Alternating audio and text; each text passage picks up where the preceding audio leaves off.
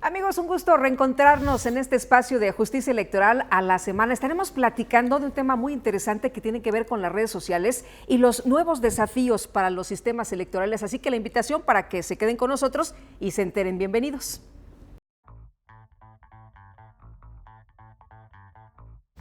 Ha sido el comportamiento electoral de las y los votantes y las exitosas estrategias electorales en algunos ejemplos recientes, lo que ha generado interés sobre los efectos e influencias que las tecnologías digitales provocan en las conductas colectivas cuando se dan en el marco de los procesos electorales. En ese marco, los efectos del Big Data, los filtros y elecciones por dispositivos de algoritmos, a través de los cuales se accede a la avalancha de información existente en la red, así como el avance en los dispositivos respecto a la privacidad e intimidad para la obtención de los datos que construyen el Big Data mediante el uso de la propia huella digital de las y los usuarios, son ahora los grandes temas de debate y análisis.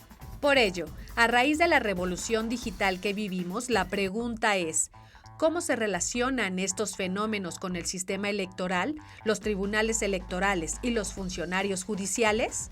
En este programa conoceremos los efectos de las nuevas tecnologías de la comunicación e información y los desafíos para los sistemas electorales, así como el papel que deben asumir las autoridades electorales. Y le quiero agradecer al doctor Jorge Bercholk. Él es doctor en Derecho de la Universidad de Buenos Aires, doctor internacional en Ciencias Jurídicas y Sociales de la Universidad de Castilla-La Mancha, España, que esté con nosotros, sobre todo por un tema que a mí me pareció tu artículo fascinante. ¿Cómo estás? Bienvenido. Bueno, todo muy bien. Muchas gracias por la invitación. Oye, pues nuevos desafíos para los sistemas electorales, pero sobre todo en estos tiempos de la modernidad, en estos tiempos donde contamos con las redes sociales. ¿Cuáles dirías tú que son los desafíos más importantes a los que se enfrentan los procesos electorales con esta nueva realidad que tenemos? Bueno, es una pregunta muy amplia, vamos a tratar de ir desgranándola en el curso de esta entrevista. Quiero diferenciar una cuestión. Las nuevas tecnologías, y quiero llamar la atención sobre las nuevas tecnologías, no solo hablo de las TICs, las que ahora se conocen más recientemente y que hacen directa referencia a conceptos como Big Data, filtro a través de algoritmos, redes sociales, que además involucran mucho más a la población juvenil, ¿no?, en todos estos temas de debate, no crean escenarios nuevos. En algunas ocasiones sí, o refuerzan problemas y desafíos ya preexistentes. Esto me parece que es importante contextualizarlo para no creer que estamos ante novedades absolutas. En todo caso, estamos con nuevos desafíos en relación a antiguas tensiones preexistentes que también abarca al proceso electoral. Quiero decir, seguimos con la materia competencial típica que puede tener los procesos electorales y, en el caso que específicamente nos interesa aquí, una agencia jurisdiccional en materia electoral que genera sobre los tradicionales problemas que son materia competencial de una agencia como el Tribunal Electoral, genera nuevos desafíos, nuevas situaciones montadas sobre las tradicionales competencias. Ahora, los cambios son importantes y requieren primero contextualizar los cambios, cuál es la secuencia con la que arriban, para poder conceptualizarlos, para saber de qué se trata, cómo tratamos con estas nuevas tecnologías. Es un tema complejo y por supuesto hay que tratarlo. Sí. Ahora dices, a ver, los problemas están ahí, las insatisfacciones de alguna parte de la sociedad están ahí. Esto lo han aprovechado las redes sociales, las nuevas tecnologías en campañas electorales. Cuéntanos un poco de cómo, porque ahí vamos a aterrizar, ¿no? Es realmente en lo que pues tenemos de materia en esta mesa. Bueno, justamente, Lupita, lo ves con perspicacia. Primer punto, el funcionamiento de una competencia como la justicia electoral, que remite a los sistemas electorales y a los procesos electorales, es el puente de intermediación entre la participación ciudadana, a través de todas sus demandas, de todos sus reclamos, participación que es cada vez más fragmentada, microsegmentada. Esto no es producto de esta ola de tecnología, las denominadas TICs. Ya los procesos de alta fragmentación comenzaron con la anterior ola de revolución tecnológica, informático-comunicacional. La televisión, los medios de comunicación audiovisual.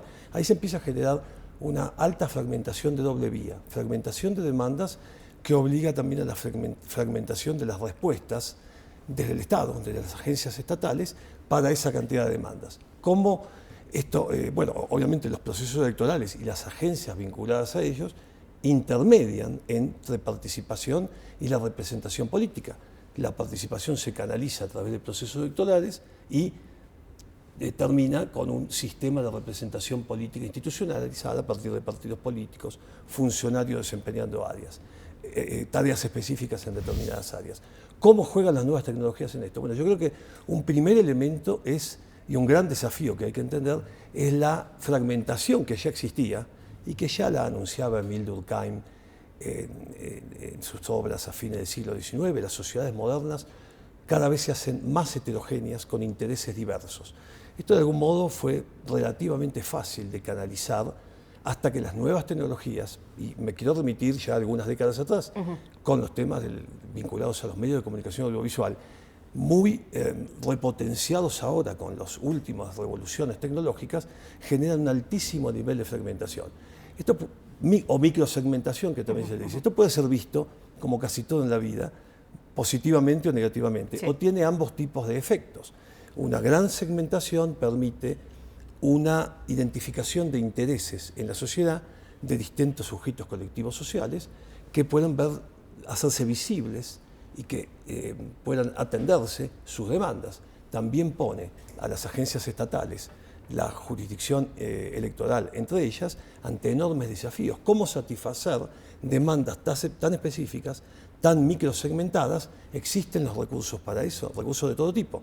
Este es un enorme desafío que se ha visto justamente tratado por el Tribunal Electoral en esta semana que ha organizado la Escuela Judicial Electoral. Identificar grupos vulnerables, identificar demandas específicas, y el tribunal está tratando de darle respuesta. Ahora, me parece que todavía hay buenas intenciones, pero hay mucho camino por transitar y los desafíos son muy complejos.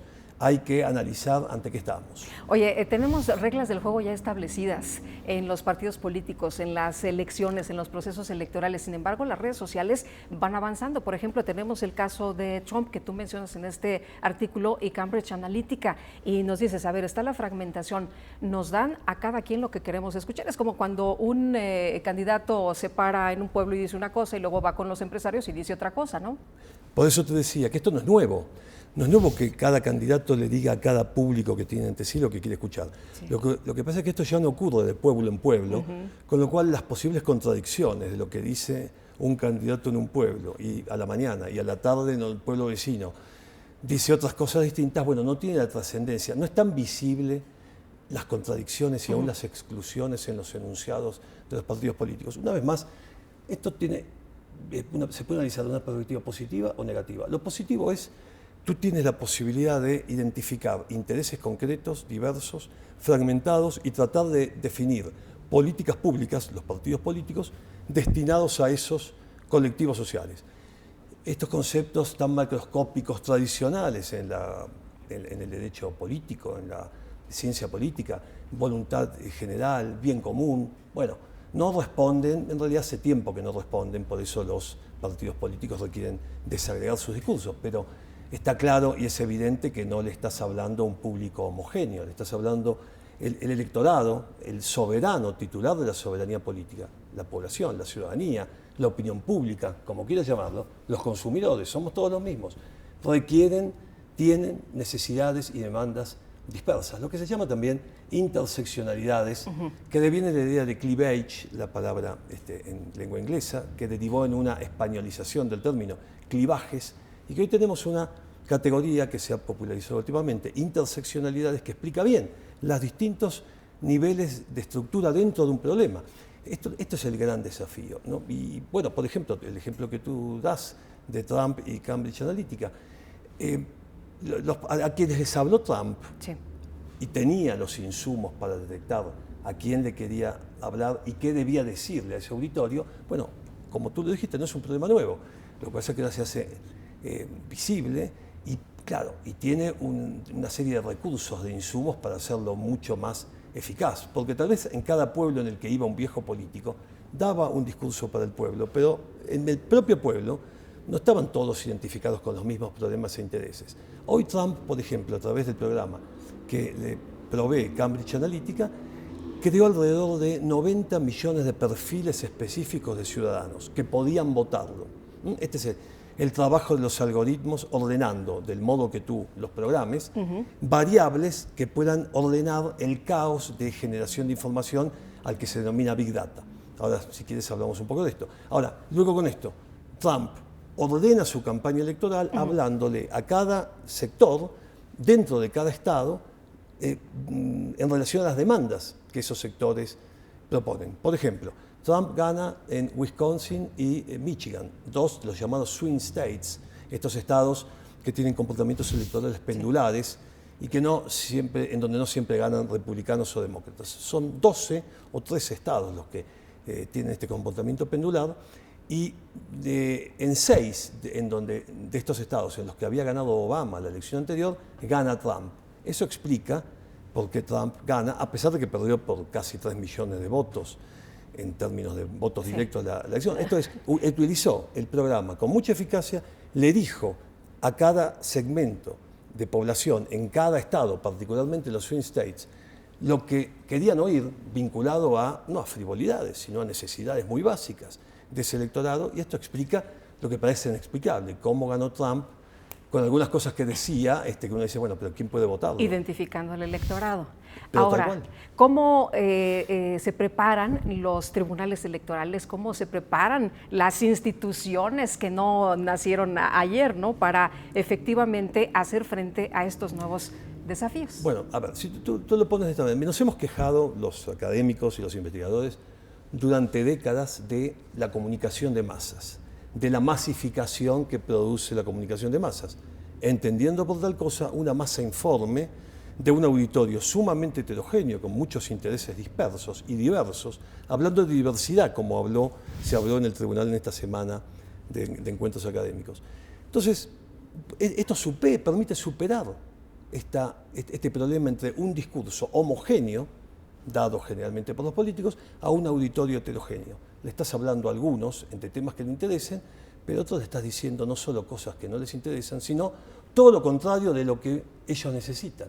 Bueno, estos mecanismos de microsegmentación de públicos, tantos públicos heterogéneos como temas de preocupación existen, permiten que cada candidato le diga a cada uno lo que quiere oír. Esto me parece que, luego de décadas de que muchísimos académicos e investigadores nos quejábamos de la masificación y la manipulación de la comunicación de masas, pues hoy tenemos tantos datos que se sabe de cada segmento más de los que los propios individuos de ese segmento saben sobre sí mismos.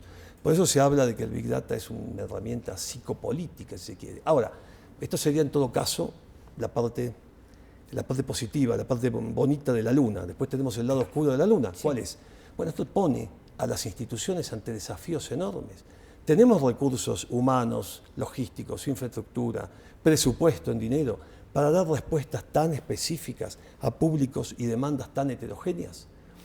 ¿Tenemos el personal adecuado para entender las características de los problemas tan específicos que nos demandan? Los partidos políticos están siendo herramienta eficiente de polea de transmisión de demandas. ¿Para qué? Con sus ofertas y su acción política en el marco de procesos electorales pueda haber representantes institucionales, políticos de esas demandas de la sociedad, fiel reflejo de esas demandas. Este es el gran desafío. Yo creo que es interesante porque los partidos políticos están mostrándose como ineficaces para relacionarse y ser funcionalmente eficaces en esta transmisión de demandas. Las demandas son microsegmentadas. Los partidos políticos, especialmente aquellos partidos políticos que son competitivos y que pueden ganar una elección. Por eso yo hablaba estos días, y en el artículo que he traído aquí al tribunal, de que se ha pasado el catch-all party, enunciado ya por un sociólogo alemán, Otto Kirchheimer, se ha pasado, luego de un paso sobre lo que yo denomino el partido mediático, con algunas características propias de lo que los medios de comunicación masiva audiovisuales trajeron como revolución, al denominado catch-each party. Ya no es el catch-all, ahora es el partido de cada uno. Bueno, no tanto como cada uno, sino como tantos segmentos se puedan identificar de gente en la cual puedas incluirla en ese target, en ese segmento. Ahora, este es un gran desafío. Un partido que quiere ganar una elección, ¿cómo da un discurso que satisfaga al colectivo LGTBIQ, etcétera, y que al mismo tiempo no pierda los votos conservadores Claro. o de tradicionales vinculados a iglesias o alguna otra organización? ¿Te parece bien si nos quedamos con esto? Y tenemos que hacer una pausa, Claro. pero regresamos rapidito. La invitación para que se quede con nosotros y, por supuesto, pues ya que tenemos redes sociales, hay que utilizarlas, ¿no? Claro. Hay que aprovecharlas y nosotros aquí en la pantalla le ponemos nuestras redes sociales para que se pongan en contacto con nosotros.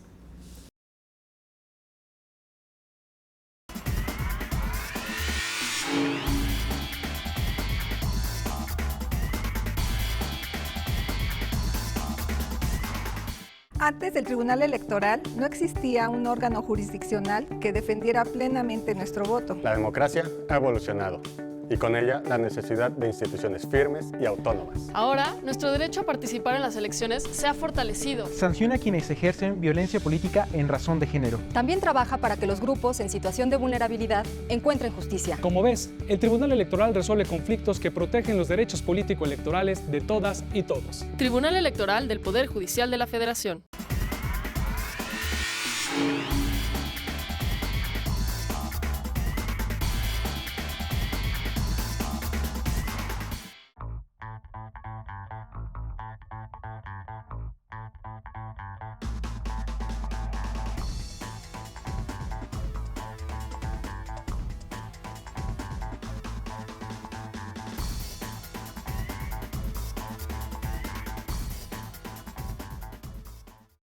Bueno, pues estamos de regreso. Muchas gracias a todos ustedes que continúan con nosotros. Y nos hablabas de estas diferencias del Old Party, de los partidos mediáticos y ahora el Each Party. Bueno, estas denominaciones son un poco marketineras también. En realidad nace de una secuencia. Esto es decir, hablábamos de Catch-all Party, ahora estamos hablando de Each Party. Ahora, ¿qué significa esto? Creo que te decía esto en el bloque anterior. Los partidos que pueden ganar necesitan ser lo más ambiguos en sus discursos para tratar de cazar la mayor cantidad de votos que les permita ganar una elección. Con lo cual, ¿cómo se canaliza lo que era factible en el formato Catch-all Party? ¿Cómo se canaliza ahora a través de una microsegmentación mucho mayor, específica y visible? Y además que le da herramientas a los propios interesados para que esa microsegmentación se profundice. El partido político que puede ganar una elección está ante un severo desafío y una gran crisis. Sí. Eso. Ahora, luego tenemos los partidos testimoniales, los partidos chicos que tienen su caudal de votantes, pero saben que no son competitivos, no tienen chance de ganar. Ellos pueden hablarle a su segmento o a su microsegmento con un discurso más claro, contundente, comprometido, eficaz para representar intereses concretos. Pero bueno, cazan a su clientela. Oye, pero si tengo Big Data y si tengo algoritmos que me ayuden, si tengo y le doy al clavo de las personas que yo quiero, no me importa si abarco muchísimo, pero sé llegarles justo. Es perfecto, sí. Tú puedes, a lo mejor tienes que dar en más de un clavo, esa es la cuestión. Y cuando tienes que darle más de un clavo, hay que ver si esos clavos no son contradictorios o no excluyentes entre sí. Bueno, por ejemplo, otra cosa que quería mencionar, porque ahora todos nos preocupamos porque Trump gana, y uno dice, bueno, con las cosas que dijo, ¿cómo puede ganar? Sí.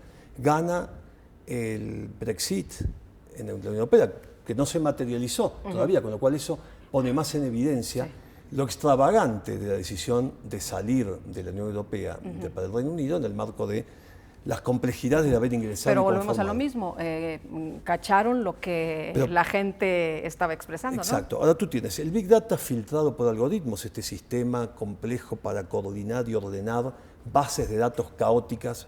Imagínate que lo que se llama Big Data implica millones y millones, decenas, centenas, miles de millones de personas, nosotros, tú misma, hablábamos hace un rato antes de la entrevista, usando los dispositivos tecnológicos interconectados, celulares, computadoras, Netflix, tarjetas de crédito, cuentas bancarias, Amazon, Google. Saben cómo pienso, lo que me gusta, lo que veo, ¿no? Eso es lo psicopolítico. Dejo la huella. La huella digital que nosotros mismos proveemos, espontánea, voluntariamente, sin ninguna obligación, ni nada que nos amenace para hacerlo, es lo que conforma el Big Data. Ahora, el Big Data está conformado por millones y millones de datos provenientes de millones y millones de fuentes, cada uno de nosotros. ¿Quién puede ordenar esa cantidad de datos? Es imposible para cualquier mente humana y para cualquier mecanismo o base de datos o programas generadores de bases de datos de tipo analógico. Esto no lo puede ordenar tantos y tantos datos. Tienes muchísimos datos, pero con una dispersión, todo lo que tú consumes, con todos los dispositivos y aplicaciones que usas, desde consumo, preocupaciones de salud, tiempo libre, interés en lecturas políticas, filosóficas, de arte, cultura, tus hábitos de entretenimiento, todos esos datos están volcados. Nosotros no tenemos ni noción estadística de lo que, en qué invertimos nuestro tiempo día a día. Podemos tener, si tú te quieres presentar ante una amiga o un amigo, bueno, ¿quién eres? ¿Qué te gusta? ¿Qué te preocupa? Tenemos una visión mucho más simplificada de lo que realmente producimos. Esto es, además de que nos autocensuramos, solo decimos lo que queremos que el otro sepa. Aquí no, aquí se sabe todo, lo que quieras que se sepa y lo que no quieras también, con lo cual tienes esta masa de datos. Los algoritmos es un sistema que viene a ordenar informática y digitalmente ahora toda esta masa de datos variables. Y luego lo puedes conformar por intereses comerciales, estos son los orígenes de estos desarrollos, pero también lo puedes usar como programa de gestión política electoral para identificar a qué le preocupa a esta cantidad de personas y qué debe decírseles. Ahora, ¿qué les digo? ¿Qué les dices? ¿No? Pero la cuestión es cómo dices cosas que no sean excluyentes o contradictorias entre sí. Este es un viejo problema. Tal vez tienes que dar... Ahora, el tema, en más de un clavo, como te decía, el tema del Brexit era relativamente sencillo, porque hay una cuestión binaria que estaba en la elección. ¿Nos quedamos o nos vamos de la Unión Europea? La cuestión de Trump es un poco más compleja, pero fíjate que Trump, preguntado de un modo irónico por el periodismo luego de la elección que lo hace presidente, dice: presidente Trump, usted ganó pero perdió por casi 3 millones de votos, ¿cómo explica esto? Y Trump contestó con picardía, diciendo: bueno, yo trabajé de acuerdo a lo que el sistema electoral norteamericano me pedía y utilicé los recursos tecnológicos que tenía. Entonces le hablé en los swing states, en los estados donde podía ganar y donde debía ganar, los disputables, y dije lo que debía decir ahí. Si la elección fuera distinta en nuestro país, directa, por ejemplo, hubiera actuado de otro modo. Pero quiero decir, es difícil. No violó ninguna ley. No violó ninguna ley. Bueno, ahí habría que ver si no la violó Zuckerberg, ¿de dónde sale esta base de datos? Los propietarios de estas bases de datos son las grandes compañías que administran redes sociales. Piensa en Amazon, Google, Facebook, Instagram, comentábamos antes. Bueno, ellas son los que tienen estos millones de datos. Se sospecha y se sabe que tercerizan la circulación de los datos a través de empresas satélites suficientemente disimuladas como para que no quede claramente expuesto que Facebook está vendiendo datos a otras empresas para que los comercialicen. A cualquiera de nosotros nos llega en nuestros correos electrónicos bases de datos para su actividad de tal o cual tipo de actividad. Y sirve para muchas cuestiones. También aparece Cambridge Analytica, tomando un programa que había desarrollado un experto informático, Kosinski, en la Universidad de Cambridge, y que permitía identificar perfiles de ciudadanos que estarían dispuestos a votar a determinado candidato si atendiera determinadas demandas. Y esto es lo que utilizó Trump. O sea, la utilización que él hace de adquirir el programa y decir a cada uno lo que quiere oír no implica ninguna ilegalidad. La ilegalidad podría estar en cómo tiene los datos estas compañías. Esto es quién se los dio. ¿Cuál es la relación? ¿Se tendría que regular? Así como regulamos las elecciones y cómo hay procesos. Ya se está regulando. Mira, lo que pasa es que le estás dando al propio, digamos, infractor, si se quiere, o al poderoso que tiene las herramientas, lo estás combinando a que él mismo se autorregule. Lo cual hay muchas experiencias en torno a esto que hacen dudosa la eficacia de la cuestión. Esto es, en las instituciones norteamericanas están obligando a Zuckerberg a que controle, bueno, tú viste que desde hace un tiempo, cada vez que quieres ingresar a una página de algún tipo informativo, un diario, aparece el cuadro que dice, bueno, usted sabe que sus datos van a ser utilizados. Se lo dice de un modo elegante, ¿no? Y tienes que aceptar o no. Y lo primero que hacemos es cerrar porque queremos ver el contenido. Lo primero que haces es maldecir, que te hacen perder 2 segundos más. Claro. Que 2 segundos en las redes parecen 2 horas. Entonces, una vez que superas eso automáticamente y sin pensar, sigues brindándole insumos a la huella digital para generar el Big Data, que sabe de nosotros mismos más de lo que nosotros mismos sabemos de nosotros mismos. Tenemos que irnos, Jorge. Claro, bueno. Ha sido un placer platicar contigo, pero dime una cosa, ¿con qué nos debemos quedar? Mira, yo creo que no hay opción, no es que esto es bueno, esto es malo, me lo quedo, no me lo quedo. Esto está y va a estar y quedará. Es como el sol, que nos daña la piel, pero no podemos privarnos de él. Todo avance tecnológico vino para quedarse, ya vivimos con ello hace tiempo y nadie hoy podría pensar que vamos a prescindir de la computadora, de las redes sociales, de los celulares. La cuestión es detectar las características del funcionamiento de estas herramientas y tratar de ordenarlas, tomar lo bueno que puede ser, una representación más fiel de la diversidad social, pero también poner bajo control todas aquellas herramientas, social bots, influencers, los trolls, todas las cuestiones que pueden manipular, y esto es a la opinión pública, con las reservas también de qué significa opinión pública.